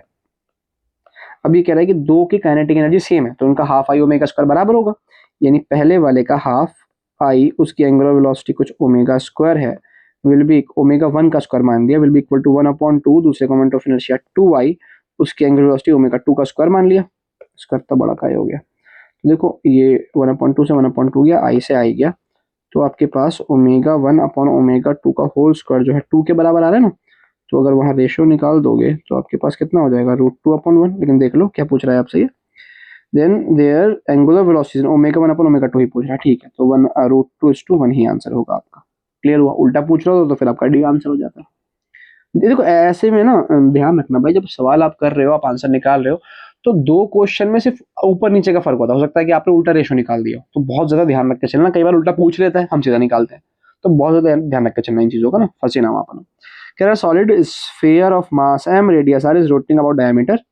Solid sphere है 2/5 mr², ठीक है। A solid cylinder of same mass and same radius also rotating about geometrical axis with angular speed twice then ratio of, अरे कोई गल ना, kinetic energy निकालते हैं पहले हम स्फेयर की। तो हाफ आई ओमेगा स्क्वायर, और आई की जगह कितना हो जाएगा, 2/5 mr² इंटू ओमेगा स्क्वायर। अब ये कह रहा है कि जो दूसरे वाला रिंग सिलेंडर है 1/2, ठीक है, मास वास सेम है, तो सिलेंडर का कितना होता है आपके पास, mr²/2। फिर से इसने सिलेंडर में देखो ये नहीं बोला हॉलो या सॉलिड है, सिर्फ सिलेंडर बोला ना, सिर्फ इसने सिलेंडर बोला है। सॉलिड, अच्छा सॉलिड बोल भी दिया, नहीं बोलता तो सॉलिड होगा, अगर सॉलिड नहीं बोलेगा मतलब सॉलिड है। तो mr²/2 इंटू उसकी एंगुलर स्पीड क्या है, ट्वाइस, तो 2 ओमेगा स्क्वायर के बराबर। तो अगर हम इसी को रेशियो निकाल देंगे तो देखो ना क्या कट रहा है आपसे, 1/2 से 1/2 जा रहा है, mr² से mr² जा रहा है, ओमेगा स्क्वायर से ओमेगा स्क्वायर कटेगा, यहाँ 2 बच जाएगा ऊपर होकर के ना।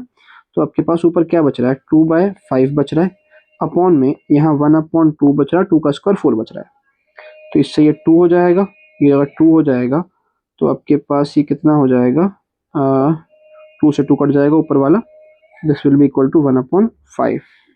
This will be your answer, this will be your answer. बात समझ आई, 1/5, कुछ मिस्टेक नहीं कराना, हमने चेक कर लेते दोबारा एक बार, क्योंकि रेशियो सवाल है। तो 1/2 स्फेयर का लिया पहले, 2/5 mr² इंटू ओमेगा स्क्वायर, ठीक है जी। 1/2 सिलेंडर की बात कर रहा है, तो mr²/2 सेम मास है, तो 2 ओमेगा स्क्वायर, इससे आपके पास ये कट गया, ओमेगा स्क्वायर से ओमेगा स्क्वायर गया, mr² से mr² गया, ये 2 पलट के जाएगा ऊपर, यहाँ से इस 2 से 2 कट जाएगा, तो 1/5 आने वाला, ठीक है, बढ़िया आ गया। कह रहा है solid cylinder of mass 2 kg and radius 4 centimetre is rotating. आपको टॉर्क निकालना है, तो टॉर्क का फॉर्मूला हमने क्या पढ़ा, आई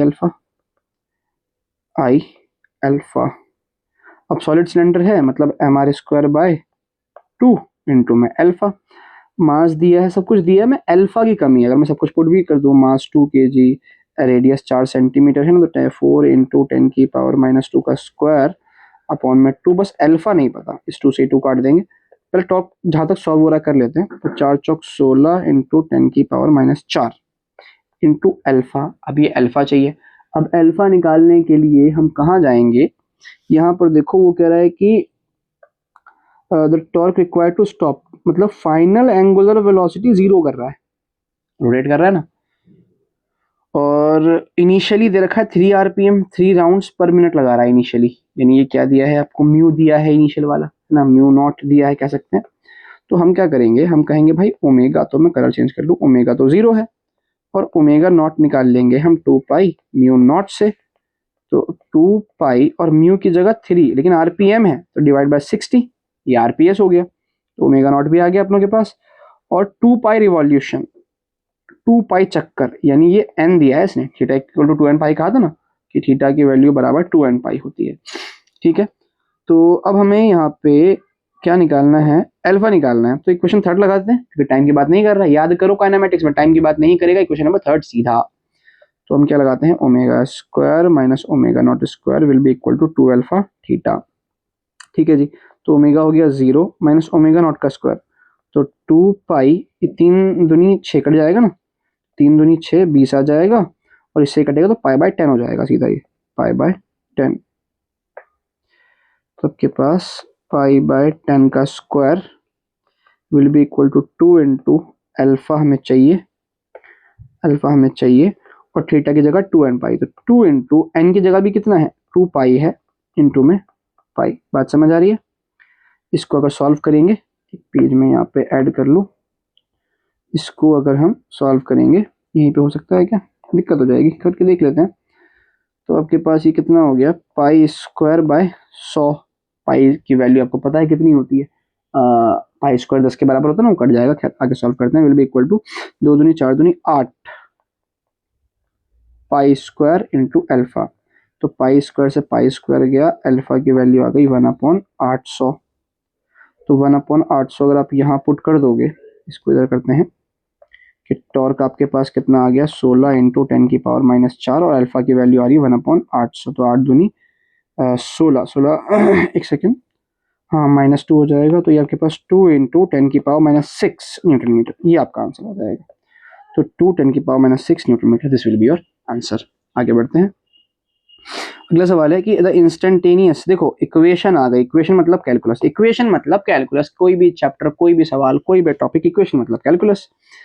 आपको निकालना है torque on the wheel becomes 0, torque 0 होगा, और टॉर्क का फॉर्मूला हमने पढ़ा आई अल्फा, अब आई तो कुछ ना कुछ होगा, रोटेट कर रहा है, इसका मतलब अल्फा 0 हो गया होगा, इसका मतलब डबल डिफरेंशिएट करना है आपको, आपको क्या करना है, D square theta upon D T square will be equal to 0 कर देना है ना। तो डबल डिफरेंशिएट करेंगे, एक बार करेंगे तो ओमेगा आएगा D theta by D T से, और वो कितना आएगा आपके पास, 3 दूनी 6 टी स्क्वायर माइनस 12t, दोबारा डिफरेंशिएट करोगे अल्फा आएगा D omega by D T से, ये कितना हो जाएगा आपके पास 12t माइनस 12, तो t आ रहा है 1 सेकेंड, सॉल्व करके है ना, इक्वल टू 0 रखो इसको, t की वैल्यू 12/12 1 सेकेंड आ जाएगी। आगे आते हैं, ये आपसे कह रहा है wheel having moment of inertia this about vertical axis rotate at इतना आरपीएम, तो पहले इसको चेंज करेंगे, तो म्यू की वैल्यू आरपीएस में लेकर के आते हैं, तो 60 आरपीएम को 60 से डिवाइड करेंगे तो 1 आरपीएस हो गया, ठीक है जी। About axis the torque required to stop, फिर से स्टॉप कर रहे हैं, मतलब ओमेगा कितना हो गया 0, wheels rotation in 1 minute, the torque निकालना है आपको, तो torque will be equal to I alpha, I के लिए आपको मोमेंट ऑफ इनर्शिया डायरेक्ट दे रखा है, अल्फा निकालेंगे, फिर से थर्ड इक्वेशन लगाना है ना, नहीं इन 1 मिनट टाइम दे दिया, आप टाइम देगा तो फर्स्ट इक्वेशन, तो omega will be equal to omega naught plus alpha T, omega दिया है 0, ओमेगा नॉट निकाल लेंगे 2 पाई, म्यू की जगह 1 प्लस अल्फा हमें निकालना है, और यहाँ पे टाइम दिया है 1 मिनट, तो 1 मिनट के लिए 60 हो जाएगा, तो alpha will be equal to minus का 2 पाई बाय 60, तो माइनस का पाई बाय 30, तो माइनस का पाई बाय, टॉर्क निकालना है, आई दिया है आपको 2, और हमारे पास अल्फा कितना आ गया माइनस का पाई बाय 30, तो pi by 15, pi by 15, this will be your answer. ये कह रहा है कि टू डिस्क ये कंजर्वेशन का सवाल है, देखो इससे पहले एक पेज और हम जोड़ दें, अभी समझने में आसानी होगी। इस पे कुछ क्वेश्चंस लिए हैं मैंने, इसे पेज को हटा देते हैं ना, एक्स्ट्रा है। मूव टू ट्रैश, ठीक है जी। तो हमारे पास एक टॉपिक है, देखो रोलिंग तो कटा हुआ है ना, रोलिंग लास्ट ईयर भी नहीं था, लास्ट टू लास्ट ईयर भी नहीं था, इस साल भी नहीं है। कंजर्वेशन ऑफ एंगुलर मोमेंटम,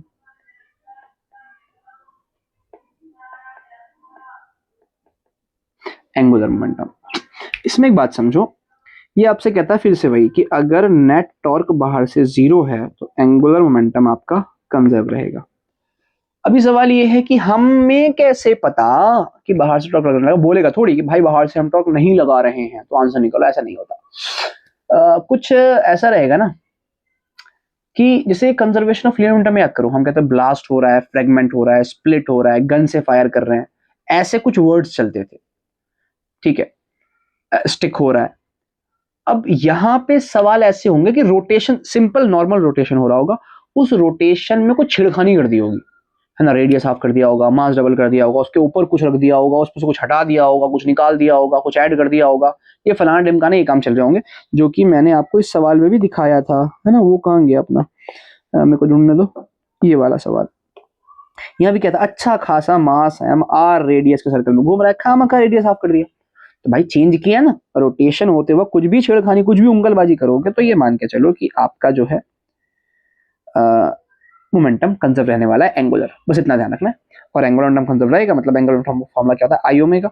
तो जो I1 ओमेगा 1 है will be equal to I2 omega 2 रहने वाला है।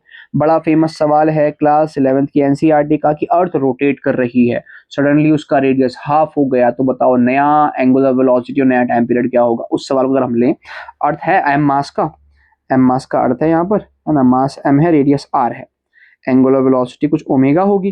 तो यहाँ पर अगर हम लगाएं I 2/5 M R square, earth solid sphere होगा ना, तो I will be equal to 2/5 M R square into omega will be equal to 2/5, mass वही है, रेडियस हाफ कर दिया, तो r/2 का स्क्वायर इंटू ओमेगा। तो 2/5 m से 2/5 m गया, आर स्क्वायर से आर स्क्वायर जाएगा, तो यह ओमेगा बचेगा, और यहाँ पे क्या बचेगा आपके पास 1/4 into omega dash, omega dash. तो जो ओमेगा डैश है वो 4 ओमेगा के बराबर आ जाएगा, याद आया ना। और फिर हम टाइम पीरियड निकाल दें कि नया टाइम पीरियड कितना होगा। बड़ा अच्छा सवाल है भाई, है एनसीईआरटी का लेकिन जबरदस्त लेवल का सवाल है। तो टाइम पीरियड के लिए हम यहाँ पे क्या कॉन्सेप्ट लगा देते कि यार देखो 2π/t dash will be equal to 4 times 2π/t के बराबर हो जाएगा, ओमेगा की वैल्यू पुट कर दी, तो इससे ये कटा। तो जो भी आपके पास t डैश है दैट इज t/4 हो गया, है ना, यानी कि t डैश जो है t/4 हो गया। और अभी का टाइम पीरियड 24 घंटे है, तो अगर रेडियस हाफ करेंगे डिवाइड बाय 4 तो कितना हो जाएगा, 6 घंटे। तो 6 घंटे का टाइम पीरियड हो जाएगा, 18 घंटे से दिन कम हो जाएगा। यही आता था ना, बात समझ आ रही है, ठीक है। तो ऐसे कुछ छेड़खानी हो रही होगी रोटेशन होते बस।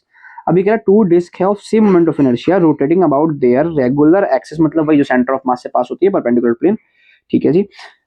इसके बाद ये कह रहा है क्या, कलर चेंज करूं, कह रहा है बोथ आर, एक की एंगुलर वेलोसिटी ओमेगा 1 है, एक की ओमेगा 2 है, ये they both are came into contact face to face, यानी एक ऐसे है एक ऐसे, इनको फेस टू फेस रख दिया हमने, ठीक है। तो इस सवाल को थोड़ा सा मैं टाइम लेकर के करा रहा हूं आपको ताकि अच्छे से क्लियर हो। पहले एक डिस्क है, ये रोटेट कर रहा है, मोमेंट ऑफ इनर्शिया आई है, एंगुलर वेलोसिटी इसकी ओमेगा 1 है। दूसरा डिस्क है, ये रोटेट कर रहा है, मोमेंट ऑफ इनर्शिया आई है, एंगुलर वेलोसिटी ओमेगा 2 है।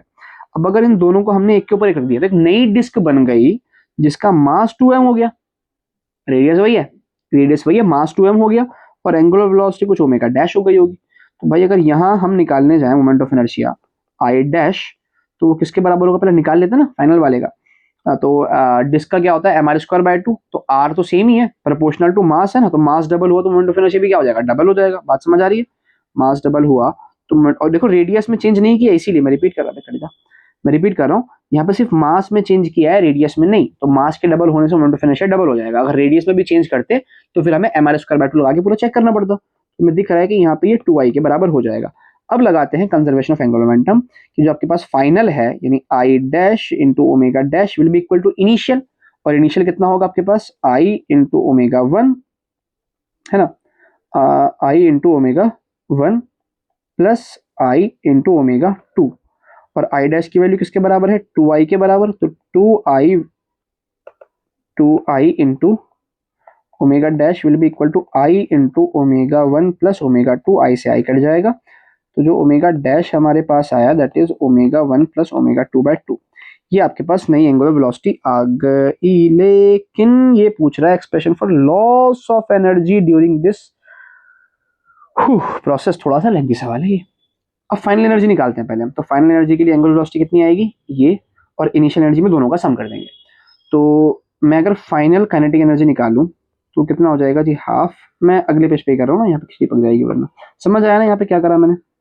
अगर हमें मालूम है जो फाइनल एंगुलर वेलोसिटी है ओमेगा डैश वो कितनी हो गई, omega one plus omega by two. तो अगर हम फाइनल काइनेटिक एनर्जी निकालें तो वन अपॉन टू इंटू आई, आई की जगह क्या आएगा, टू आई आने वाला है क्योंकि final moment of inertia two I हो चुका है, इंटू में ओमेगा स्क्वायर यानी कि omega one plus omega two by two का होल स्क्वायर। इनिशियल निकाले तो दोनों का ऐड हो जाएगा, एक का कितना होगा आपके पास one upon two into I omega one का स्क्वायर, दूसरे का कितना है one upon two into I into omega two का स्क्वायर। तो यानी one upon two I common आ सकता है यहाँ से, तो ओमेगा वन का स्क्वायर प्लस ओमेगा टू का स्क्वायर। तो लॉस बोल रहा है, तो लॉस के लिए अपने क्या करेंगे, इनिशियल में से फाइनल को माइनस कर देंगे। तो जो हमें लॉस ऑफ एनर्जी निकालनी है तो इनिशियल में से माइनस कर देंगे फाइनल को। इनिशियल कितना है आपके पास, देखो मैं वन अपॉन टू आई सीधा कॉमन निकाल रहा हूँ, तो वन अपॉन टू आई अगर कॉमन निकालेंगे तो यहाँ पे आपके पास क्या बचेगा, ओमेगा वन का स्क्वायर प्लस ओमेगा टू का स्क्वायर, माइनस यहाँ क्या बचेगा, twice of omega one plus omega two by two का होल स्क्वायर, ये बचने वाला है ना।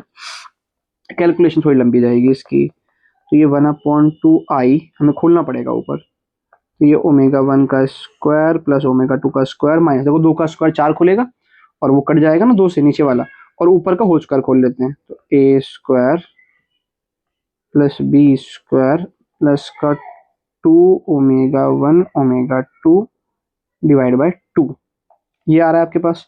अब टू की मल्टीप्लाई यहाँ जब होगी तो यहाँ हम कर रहे हैं ना, यहाँ पर लॉस की बात कर रहे हैं, तो one upon two into I है ना, टू की मल्टीप्लाई करेंगे तो ये टू ओमेगा वन का square plus two omega two का स्क्वायर, और माइनस अगर खोलेंगे यहाँ पे ओमेगा वन का स्क्वायर माइनस का ओमेगा टू का स्क्वायर और माइनस का two omega one omega two, है ना। ये आपको दिख नहीं रहा होगा, ये मैं नेक्स्ट पेज पे कर लूँ, ये भी यहाँ से कट हो जाए,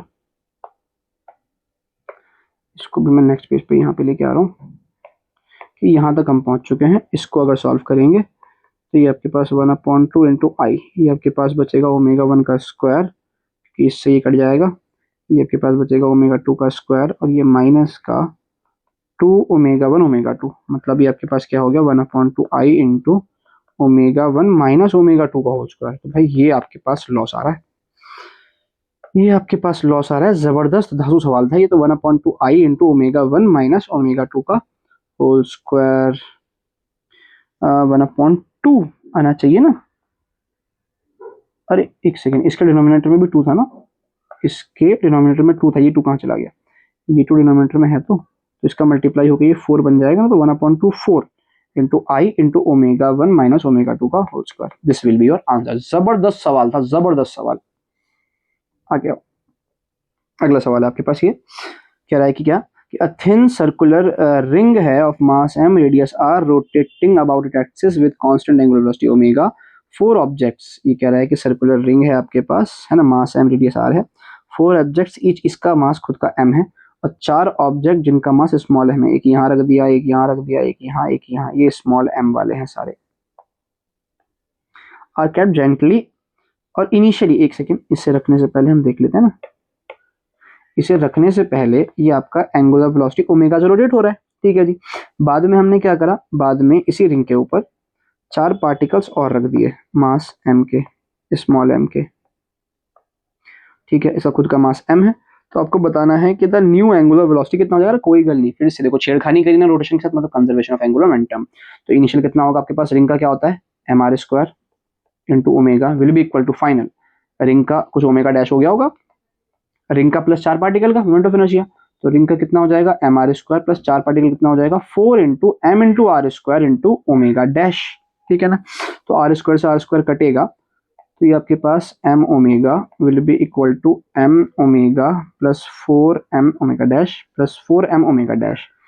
तो अरे मैं इतना लंबा चौड़ा कर ही क्यों रहा हूँ, डायरेक्ट डिवाइड में ले जाए ना, तो एम ओमेगा, और यहाँ से देखो आर स्क्वायर कट गया ना, यहाँ ओमेगा डैश बचा, और यहाँ से आपके पास m प्लस 4m ये डिवाइड में आ गया, तो m प्लस 4m डिवाइड में आएगा, this will be your answer. आगे आते हैं, ये आपसे कह रहा है thin circular ring mass m radius r is rotating about its axis with constant velocity omega. ठीक है, इतना पहले कर लेते हैं, इतना पहले कर लेते। देखो सवाल कर, जब अगर प्रॉब्लम आए ना, सबसे सिंपल तरीका है कि आधा आधा पार्ट कर सॉल्व करते चलो उसको, फिर अपने आप आपकी हैबिट बन जाती है। हालांकि ये चीज़ शुरू से करनी होती है। Thin ring of mass m radius r है ना, एंगुलर वेलोसिटी ओमेगा है, तो मोमेंट ऑफ इनर्शिया ये जो इसका एंगुलर मोमेंटम आने वाला है, रिंग बोला ना इसने, तो वो कितना आएगा आपके पास mr स्क्वायर इंटू ओमेगा। कह रहा है ठीक है, two objects of mass m attached to gently on opposite ends of diameter ring the ring. अरे ये तो खुद कर लोगे यार, ये तो खुद कर लोगे, मैं छोड़ सकता हूँ ना, ये रिंग है, अब ये मास m है, रेडियस r था, यहाँ पे स्मॉल m, यहाँ पे स्मॉल m रख दिया, एंगुलर वेलोसिटी ओमेगा डैश हो गई, है ना। मालूम है कि यहाँ का जो फाइनल होने वाला है वो एंगुलर मोमेंटम कितना हो जाएगा आपके पास, एम आर स्क्वायर इसका plus twice of M R square into में ओमेगा डैश, दोनों को बराबर रखेंगे तो अपने को दिख रहा है कि m प्लस 2m डिवाइड में आने वाला है, तो m omega upon m plus 2m, direct कर रहा हूँ मैं, डायरेक्ट कर रहा हूँ, बराबर रखोगे यहाँ से आंसर आ जाएगा। ठीक है जी, तो यहाँ पे रोटेशन अपना खत्म हुआ। देखो बच्चों बता दूं, मैं चैप्टर को फुल फ्लेज में, है ना, चैप्टर को फुल लेंथ में अभी नहीं कर रहे हैं, मैं बिल्कुल बहुत शॉर्ट में करने की कोशिश कर रहा हूँ, वरना यार ये चैप्टर कम से कम 10 घंटे का है। मैं नेक्स्ट सेशन से जो स्टार्ट होगा तो कंप्लीट लेक्चर्स बिल्कुल डिटेल में डालना शुरू करूंगा यूट्यूब के ऊपर, है ना, क्लास 11 के 12 के specially for neat and JEE. तो वहां पे यही चैप्टर मैं बता रहा हूँ कम से कम 8-10 घंटे आपके खाएगा। शॉर्ट में कराया है ताकि हमारा जो एग्जाम है ना बहुत करीब है, बहुत ज्यादा करीब है, इतना कि आप पैरों और हाथों की उंगलियों पे गिनो तो काउंट हो जाएगा, इतने कम दिन बचे हैं। हमारा फोकस वो है, ठीक है, इसीलिए बहुत शॉर्ट में थ्योरी खत्म कर रहा हूँ, और क्वेश्चंस वही पिक किए हैं जो आपके कॉन्सेप्ट्स को बूस्ट करेंगे। ठीक है ना, बहुत ज्यादा क्वेश्चंस मैंने अभी नहीं कराए हैं, और आपको भी नहीं करने हैं, एंड मोमेंट पे PYQs ही करो बस, उससे ज्यादा कुछ मत करो। और जो पूरे साल आपने कुछ अच्छे क्वेश्चंस मार्क किए होंगे उनकी प्रैक्टिस करनी है। और फिर से मैं कह रहा हूँ यार, अगर वाकई मतलब अगर ईमानदारी से आपको मेरी वीडियोस से समझ आ रहा है, क्वेश्चंस हो रहे हैं, क्लियर हो रहा है ना, तो शेयर करो ना यार, सब्सक्राइब करो चैनल को और शेयर करो आगे। ठीक है, कि आप ही लोग आगे बढ़ाएंगे, अब मैं खुद से कैसे बढ़ाऊँ, जाऊँगा थोड़ी घर कि भाई मेरी वीडियोस देखो, प्रैक्टिकली पॉसिबल नहीं है ना, और ऐसा कर भी नहीं सकते कि मेरे को तो पढ़ाना है, पढ़ाने में टाइम लगाऊं या मैं घर घर जाने में, मतलब खैर छोड़ो क्या बोल रहा हूँ, वो चीज़ प्रैक्टिकली पॉसिबल नहीं है, आपको पता है। तो है ना यार, लाइक करो, सब्सक्राइब करो और दोस्तों को शेयर करो अगर वाकई समझ आ रहा है तो। अगर समझ नहीं आ रहा तो देखो भाई, एक सिंपल चीज समझ लो, हजारों लाखों टीचर्स हैं, है ना, बहुत अच्छे भी होते हैं, बहुत बेकार भी होते हैं, फर्क इससे नहीं पड़ता कि उस टीचर को दूसरा क्या बोलता है। अगर आपको उस टीचर का पढ़ाया हुआ समझ आ रहा है तो आपके लिए वही बेस्ट है। तो मे बी मैं पढ़ा रहा हूँ तो मे बी यार, देखो इंसान हूँ, आप में से बहुतों को नहीं भी आ रहा होगा, मेरा तरीका आपसे मैच नहीं कर रहा होगा, फ्रिक्वेंसी मैच नहीं कर पा रही होगी, है ना, तो आप बिल्कुल आप कहीं और देखिए कि आपका यहाँ टाइम वेस्ट होगा, है ना। मतलब मैं भी अगर आपकी जगह होता तो शायद मैं भी नहीं देखता, टाइम वेस्ट होता, मैं किसी और टीचर को ढूंढता। आपको भी यही काम करना है, आप किसी और टीचर को ढूंढिए जो आपको अच्छा समझा सके, सर्च करें आप ऑफलाइन में या ऑनलाइन जहां भी जाते हैं। लेकिन अगर समझ में आ रहा है तो आप कोशिश करें, और अगर लग रहा है कि हाँ कहीं पे कुछ लैग हो गया, क्वेश्चन ये समझ में नहीं आया प्रॉपर, इस क्वेश्चन को दोबारा करना, तो मैं आपसे कहता हूँ कि वो क्वेश्चन का आप सिर्फ क्वेश्चन नंबर या टाइमिंग भी लिख देंगे ना कमेंट सेक्शन में, तो उस पर्टिकुलर क्वेश्चन की भी डिटेल्ड वीडियो बना के मैं अपलोड कर दूंगा। ठीक है जी, तो ऑल द बेस्ट, मिलते हैं अगले चैप्टर में। और ये कोशिश करूंगा कि ज़्यादा डिलेज ना हो, क्योंकि आप लोगों को एग्जाम से पहले पहले खत्म करना है पूरा सिलेबस, तो अब जल्दी जल्दी अपलोड करने की कोशिश करूंगा। बस थोड़ी सी डिमोटिवेशन आती है कि व्यूज नहीं जाते, घंटों घंटों मेहनत, तो आपको लग रहा है कि 1 घंटे कुछ की मिनट की वीडियो है तो, लेकिन मुझे रिकॉर्ड करने में बहुत लंबा टाइम लग जाता है ना, उसको एडिटिंग करनी है, कट वट करने होते हैं, जैसे अभी बीच में कॉल आ गया था, कभी कभी थोड़ा लेंदी, अगर मम्मी बुला लेती है, जाना पड़ता है, तो बीच में कट भी करना पड़ता है, बहुत लेंदी लेंदी वीडियो बनती है कभी कभी, फिर क्रॉप करके लगाना पड़ता है यहाँ वहाँ। हाँ ठीक है, तो बस मिलते हैं अगले वीडियो में।